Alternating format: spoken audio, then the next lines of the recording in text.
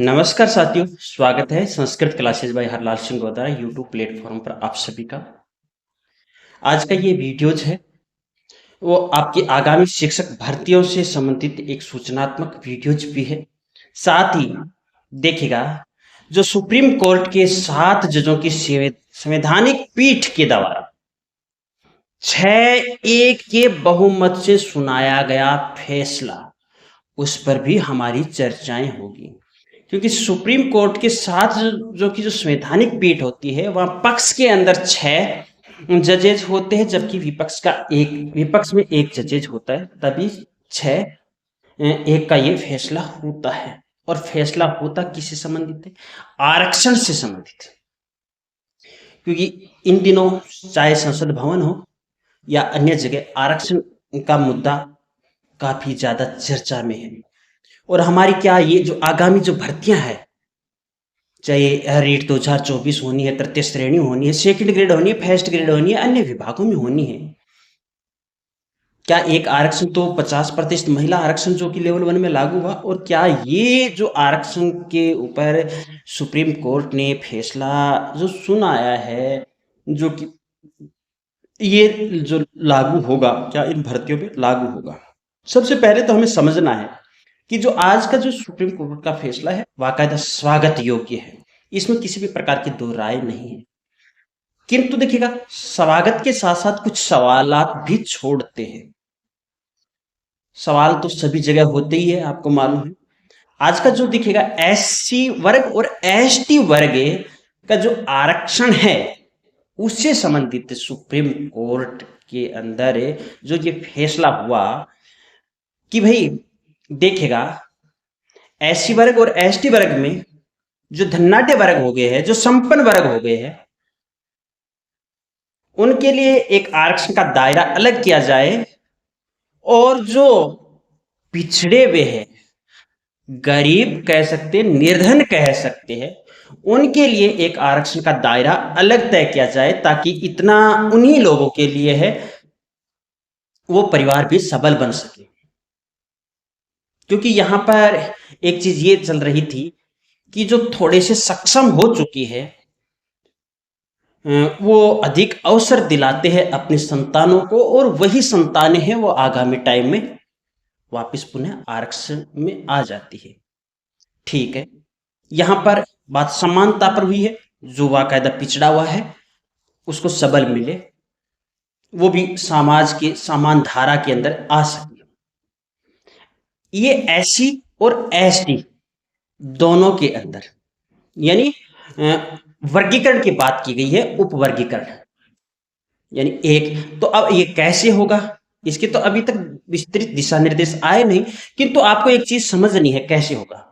आपके मन में सवाल उठ रहा है कि एससी और एसटी के आरक्षण को ही 2 वर्गों में क्यों बांटा गया है, ओबीसी और एमबीसी का क्यों नहीं हुआ?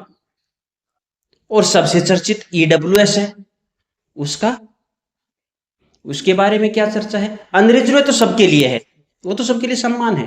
तो जी जनाब समझिएगा, ओबीसी और एमबीसी के लिए ये उप श्रेणी काफी समय पहले से ही लागू है। आप सबको मालूम है कि ओबीसी और एमबीसी के अंदर क्रेमिलियर है और नॉन क्रेमिलियर 2 श्रेणियां हैं। एक क्रेमिलियर की श्रेणी है और एक नॉन क्रेमिलियर की श्रेणी है। जो क्रेमिलियर श्रेणी में आते हैं उनके वार्षिक आय है वो 8 लाख प्लस होती है। 8 लाख से कम वार्षिक आय वाला नॉन क्रेमिलियर में आता है। अब आप इस आय की बात करोगे कि जो एक सैलरी पर्सन है, क्या उनके सभी भत्ते वगैरह जोड़ करके 8 लाख है आय हो जाती है? भत्ते वगैरह जो भी महंगाई बता कर, तो जी देखिएगा इसके बारे में मैं आपको एक डिटेल वीडियोस दूंगा अलग से। अभी फिलहाल मैं ये बता रहा हूं कि यहां पर तो पहले से व्यवस्था लागू है, और यही व्यवस्था एससी और एसटी में भी लागू करने का ये फैसला आपके सामने है। आप देख सकते हो स्क्रीन पर सब जगह। मैं स्क्रीन पर एक एक चीज आपको दिखा रहा हूं। अगर आप चैनल पर पहली बार विजिट कर रहे हो तो चैनल को सब्सक्राइब कर लीजिएगा, पास में बेल आइकन को प्रेस कर लीजिएगा, वीडियो को लाइक और अपने साथियों के बीच में शेयर करना ना भूलिएगा। इसके परिणाम क्या रहेंगे उन पर भी हम चर्चा करेंगे।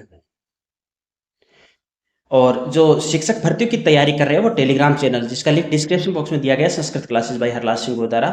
आप प्रथम कमेंट के माध्यम से भी जुड़ सकते हो, जुड़ जाइएगा। आगे अब देखिएगा, SC ST OBC MBC की बात आ गई, एक वर्ग अनरिजर्व हो गया।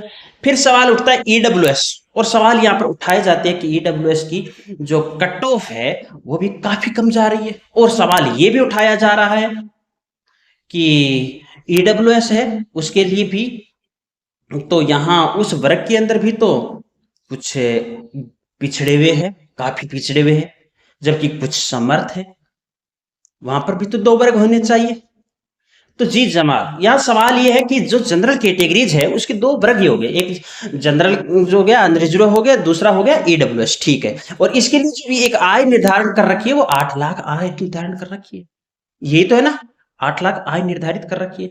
मतलब यहां पर जो एक वर्ग सम्मान बनाया जा रहा है 8 लाख प्लस वाला, 8 लाख प्लस, चाहे OBC का हो, चाहे MBC का हो, चाहे EWS का हो, चाहे SC ST का हो।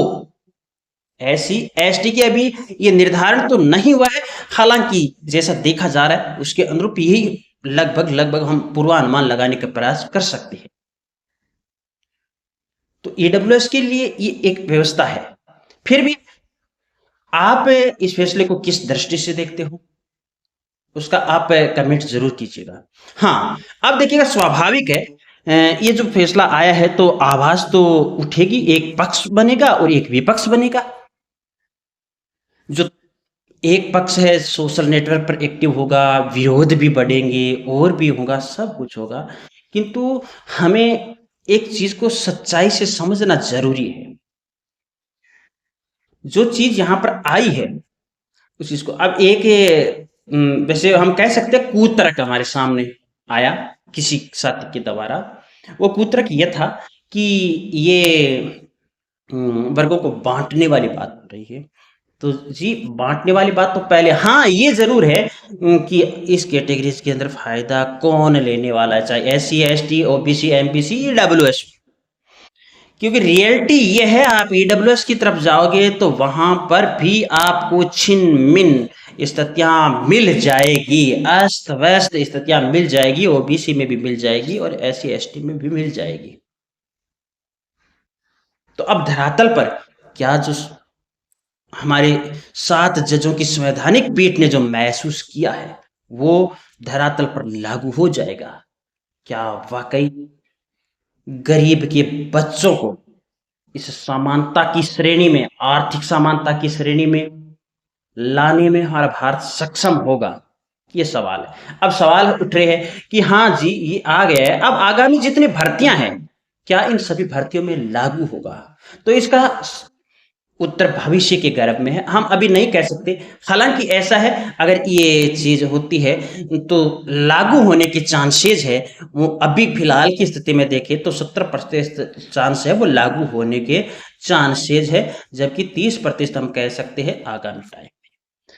अन्य क्षेत्र हम ये भी अभी ये भी नहीं कह सकते कि क्या सरकारी फील्ड में लागू होगा या फिर औद्योगिक या फिर राजनीतिक या फिर कौन से, किंतु जैसे जैसे ये फैसला आया है वो, तो आप अपनी तैयारी करते रहिएगा और निरंतर तैयारी कीजिएगा। ठीक है, अगली मुलाकात होगी हमारे अगले वीडियो के साथ। मैं लेता हूं अनुमति। जय हिंद, जय भारत।